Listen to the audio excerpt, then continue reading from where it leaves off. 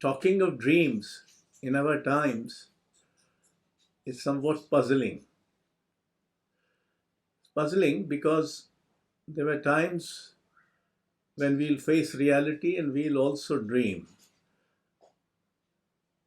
But our times are such in which dreaming has been taken over by others. It is others who claim to have dreams for us, as if our power to dream has either lessened or has been altogether removed from our capacities. Now, human beings are born to dream.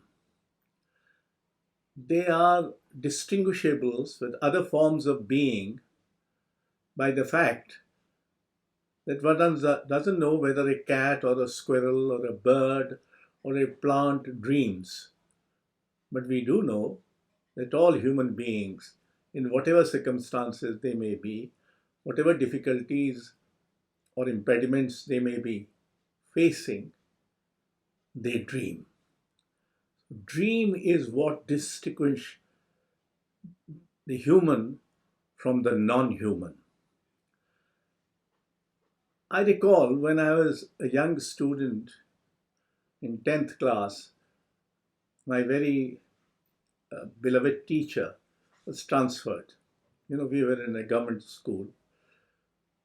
And while we were all feeling very sorry and weeping at his going, he put his hand on my shoulder and told me, "My dear boy, you come from a family of administrators, so you should try to get into the Indian Administrative Service, but die as a poet." Now, at the age of 14, one doesn't think of death. Although in Corona times, many of us, even of younger age, have been threatened with that possibility. However, it created a dream world for me. Now, the dream world was that I should strive and get into the civil service. But more importantly, the other part of the dream was that I should try to be a poet. Well, there were difficulties which were created by the fact that if you become a civil servant, which I did, you're obsessed with work and you are engrossed in 24/7 work of administration, etc. But I kept the other dream alive, that is, to be a poet. And poets, in any case, can't do without dreams. In fact, whether we are poets or not, come to think of it, we also can't do without dreams. But what are the dreams that we should entertain or aspire to have? You can think of a dream for yourself, as my teacher thought for myself. Taking into account my background and my talent, the teacher dreamt that I should get into the civil service. That is one dream which was very personal. The second was also a personal dream, that I should become a poet. But if you combine these two, both are dreams which also engage others. Just as reality cannot be without others, dreams cannot be without others. I mean, you may dream that you have a place somewhere in the moon, of course, and there's nobody else. But reality forces you all the time that there are others around you, and the dreams also, because they are a form of reality, tell you that there are others. In other words, when you dream only for yourself, it's a small dream. It's a trivial dream. It's a dream which matters to nobody else, perhaps to your family or your friends, no one else. But if you dream in such a way that you dream for others as well, then your dream gets bigger.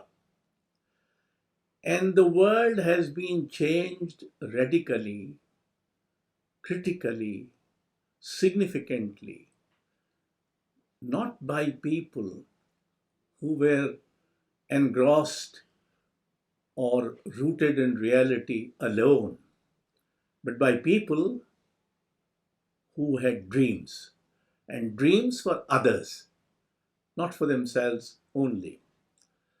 Let me take you back to 1930. Here is a half-clad man who walks from who walks along with some other people to break the salt law which the British had imposed on India. The name of this man is Mahatma Gandhi, and he walks for kilometers to reach the seashore Dandi. On the way, there are people who are coming to him, they are joining the walk. It's famously known as Dhandi March or Salt Satyagraha. He reaches a village. It is dark of the evening. There's a river to be crossed. The river is shallow, so it cannot be navigated. It is muddy, so one cannot walk through either. So it is decided by the villagers that during midnight, because of the tide, some water will come into the river, and Gandhiji, along with his satyagrahis, could cross the river on a boat. Gandhiji goes into a hut and sleeps. But these villagers, who were illiterate, poor, and fearful, because if the British came to know that in some way the villagers have helped Gandhiji, they would punish them. However, these villagers had a dream, and that dream was that this man is walking to bring us freedom. So they dreamt of freedom along with him, and lo and behold, what happens? When Gandhiji comes out in the midnight hour, there were hundreds of these illiterate farmers standing with diyas in their hands. And there were hundreds of farmers on the other side of the river also standing with diyas in their hands.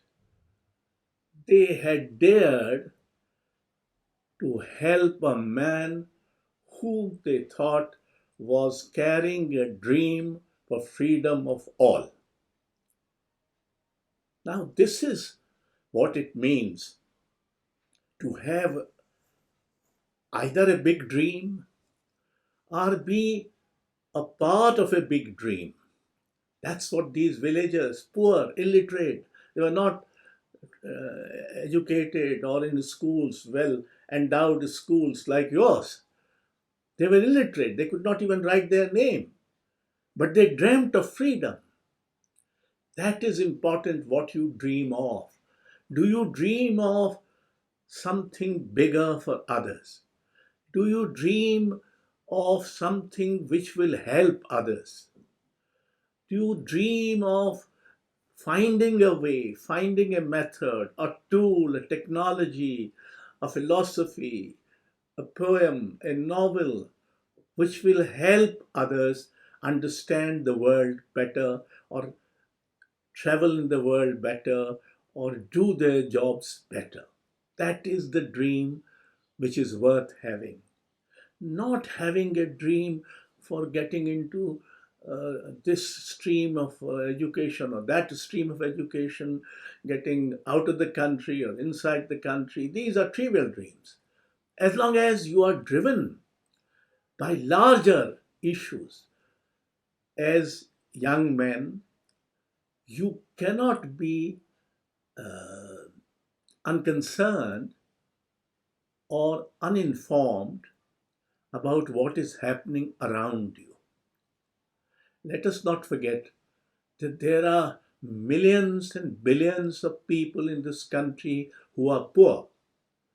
And your dream should be that somehow you should be able to help those who are in poor circumstances, those who are underprivileged, those who are marginalized, those who don't have a voice of their own, those who have been pushed either by history or by politics or by religion or by whatever into difficult circumstances.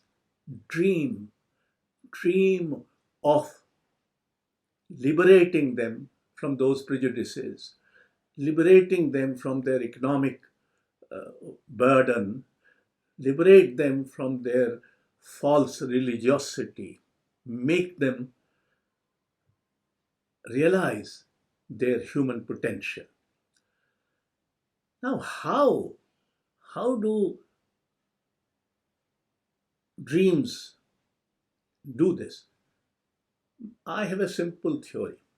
Nothing in the world has become true which has not been dreamt before.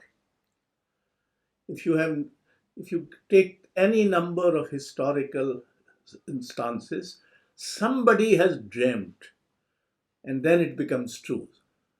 Man had earlier on dreamt that that he should fly in the air, that he should have wings. So there are stories in which we have paris and such other beings which are flying. Finally, the dream came true. So we developed aeroplanes. Man had dreamed of going to other stars. This is a dream. In 19th century science fiction, you find this. And you'll find that those dreams come true in 20th century and 21st century. We have landed on the moon, we have landed on the Mars, and in fact, we are now thinking of having space colonies. Now, this has been dreamt before. Somebody has dreamt, and then reality comes into happen. Somebody dreamt in 1930. Nobody could think that the British would be leaving India in a short period of 17 years. It was a great man, that half-clad naked fakir, as he was called derisively by the then Prime Minister of Britain, Winston Churchill. That man dreamt in 17 years the British had to leave India and we were free. Dreaming is important.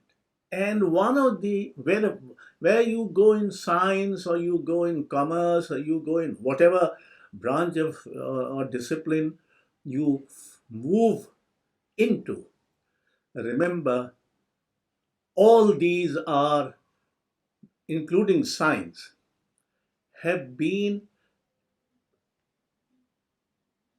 nourished, have been made possible in many cases, have been brought into focus by the dreams that underlie them. Dreams are the fulcrum of reality. You will never be able to do something in real life if you haven't dreamed of it before. And to do this, one of the best things in the world is to read literature, read books. You may choose your genre, you may read poetry or fiction or non-fiction or ideas or essays or plays or whatever, because all these are products of imagination. And dream is that dramatic rendering of imagination into reality. And Literature will help you in dreaming better. Literature will help you in dreaming for more than for less.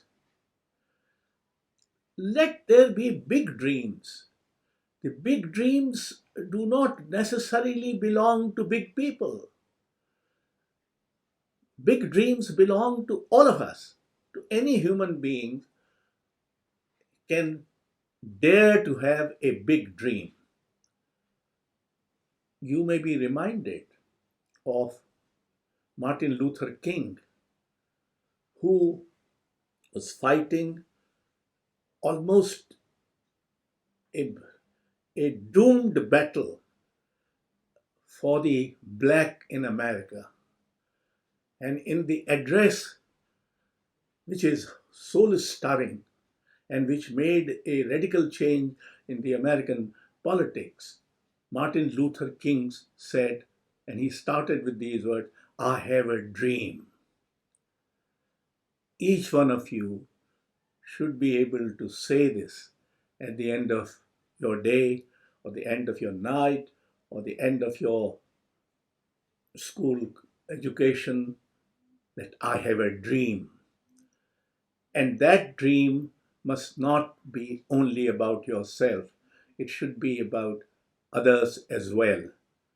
Think big, then alone, one day you will be able to act big. Thank you.